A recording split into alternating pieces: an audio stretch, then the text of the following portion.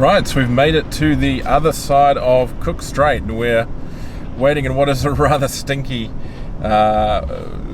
vehicle deck on a ferry to get out and head into Wellington.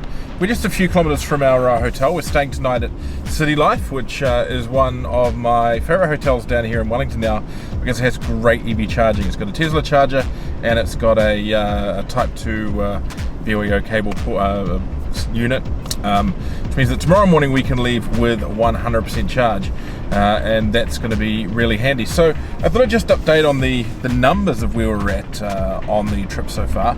We are at 1134.7 kilometres, and the average speed so far is 56.1 kilometres. If I flick through to the next screen, we are averaging 17.6 kilowatt hours per 100k.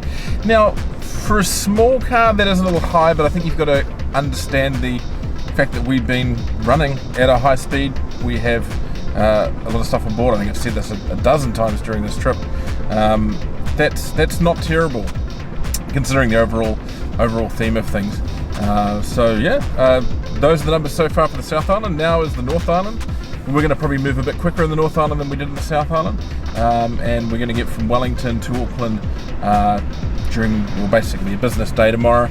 Getting on the road 7:30. It's pretty late at night now, but yeah, we'll go get some sleep and we'll see you tomorrow morning. So I guess we're sort of at the halfway point of our trip, but not the halfway point of our trip. We are in Wellington, as you saw. We got in last night, and we've been charging all night on the Mercury EV station that's here at the City Life Hotel in Wellington. Again, hotels, please put in charging. It means that we can leave today with 100% and just go for it, and that makes such a big difference during the day. You're not trying to fight that 20% you missed by having to fast charge during the day. So we are still sticking to our State Highway 1 ban. Last night we had to do a little bit to get from Blenheim to Picton, but we actually took a bit of a bypass to shorten that as much as possible. Today we can make it pretty much the whole way. We are going to go out of here and go up the Old Hutt Road and then up through the Hutt Valley, over the Rimtuckers, and it's still floating exactly the route we'll go, but basically follow along and up back through the Napier Taupo Road, over the top through there, little stop in Taupo, and then down through Rotorua and on through the Bombay. So probably we've got about a 9 or 10 hour trip ahead of us, maybe a little bit longer. Cameron, you're going to nod in agreements on that one? And get in probably after dark, I'm guessing. So let's get on the way. And just in case you haven't seen it, this is the rather funky key that comes with the Zoe. Funky, probably a little bit of a hassle to put in your pocket if it's full, I guess, or in a wallet. It's a bit thick for a wallet, but it is pretty cool nonetheless. So let's unlock and go.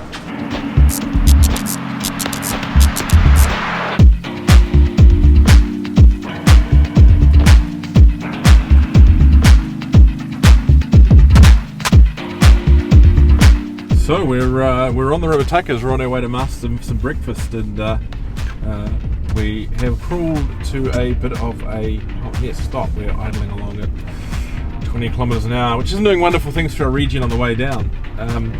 The ironic bit, we're slowed down.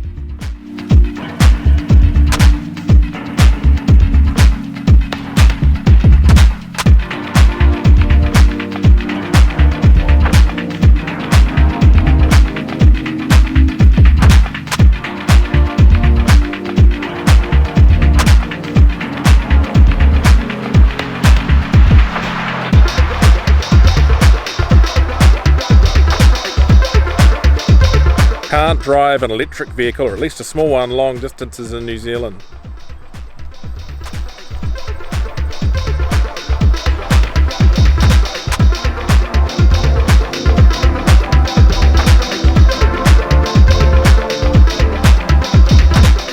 So we are coming now out of Dannevirke. There was a little bit of drama at the charger. A Model 3 had left themselves plugged in but not charging, and there was an MG waiting. So we did our best to help sort the MG out, and then disappeared off for a few minutes, and we came back and everyone was gone. So our charger So we've topped up to 80%. We've got about 240 showing on the GOM. We're not resetting the GOM because we want to keep our stats. That is enough for us though. We're going to go through, we're going to bypass Hastings, bypass Napier, and go through to the Napier-Taupo Road. Now the Napier-Taupo Road of course has 2 DC charges, which means we've got plenty of options. We've charged to go for the furthest one, but we'll probably stop at the first one just for safety and top up there before we make a run over to Taupo. We've got to stop in Taupo anyway, and so we'll get some more charge there. So let's just carry on and keep blasting through the North Island. I'm sorry if you're missing out on a little more of the beautiful scenic shots we got from the South Island yesterday. Not saying the North Island isn't lovely, but we're going to be doing a lot more road trips in the North Island, so we'll save some of that footage for that.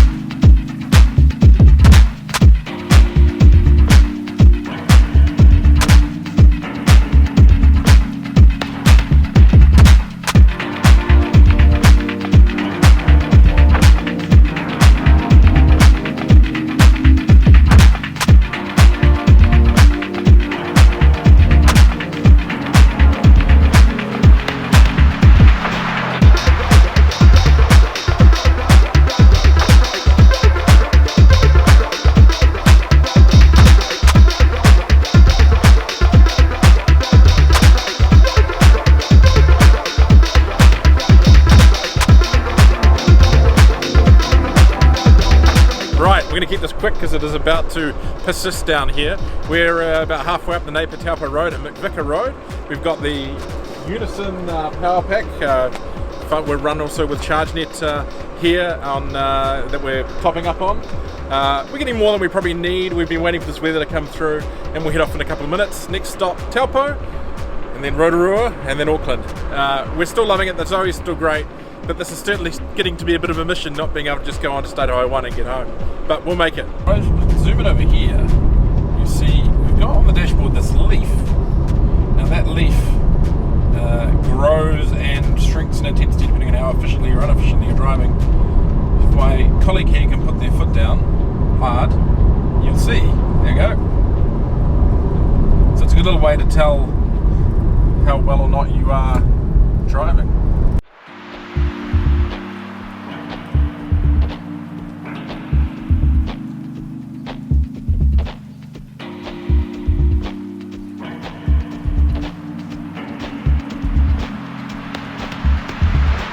Can't just turn right here and head down the bypass and straight home. We have to go straight through, and we can do this because the road along the lakefront is no longer State Highway 1. So we're going to pop in there and then do a bit of a ticky to a back out and on our way down towards Rotorua to avoid it. So there's naughty State Highway 1 we haven't used, and now we're heading down into Taupo.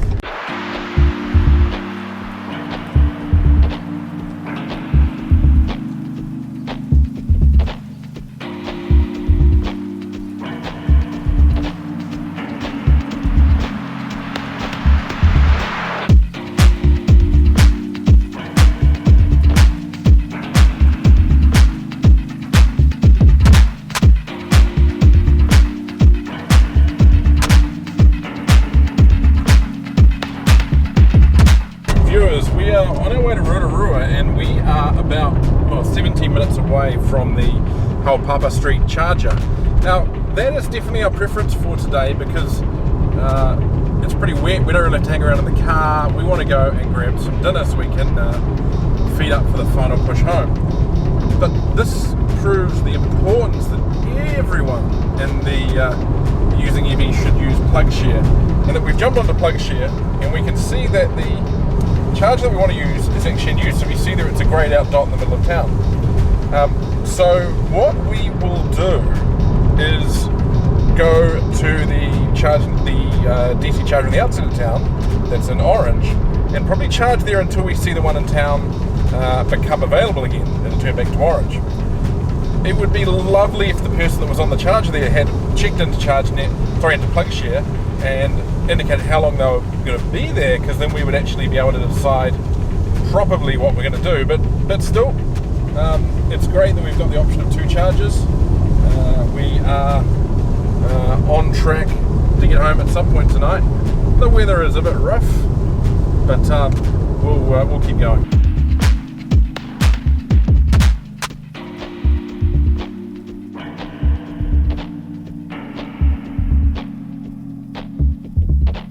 Right, so we are now leaving Rotorua, and we're bailing out in the middle of thunder, lightning and really heavy rain. So we're looking at our numbers a little bit worried, in that we're going to need a lot of heat to keep everything clean and dry in here. And rain also isn't necessarily the best for rain, just, you know, a lot more resistance on the road and so forth. Now we spent about short of 40 minutes on the charger here in the middle of town, had some dinner, and we're going to grab a quick coffee before heading over the Mamaki Ranges. This charge should take us all the way through to Bombay. Now we wanted to go a little bit further. We charged about 74, but we noticed that the Zoe slowed charging quite early. By 70 we were down to just over 30 and probably falling. I wonder if after just so many fast charges today, well, not so many fast charges, I think that was our third fast charge for the day, and hard work up over the hills and so forth, that maybe it's just getting a little bit warm. Not sure, so we pulled the plug at that, and if we find we need to, we can stop at Mata where we can top up just briefly, but at that full kind of 44 to 46 kilowatt rate that the car can do. So sometimes you just got to monitor and make sure that it's actually worth staying at the charger longer, or whether it's worth going to another charger a little bit further down the track when the battery's in a better position to charge. So let's hit the hyperlapse and get over the hills. I'm not sure you'll see much, but yeah.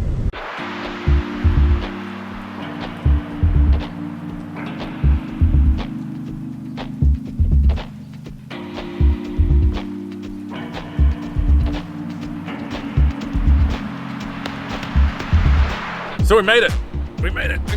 So 3.5 days and 1,858 kilometers of driving in the little Renault Zoe, and we're glad to be home, but we're pretty happy with how this car ran. It was comfortable, it got there, it did pretty decent range, and I think we've pretty much proven you can get from Bluff to Bombay going the back way. Literally, we didn't go up the hill in the Bombay, we went right around the back of all the little hills here in a small electric car. Now okay, the Zoe is a little bit special in that it has that big battery in such a small package, but anything is possible.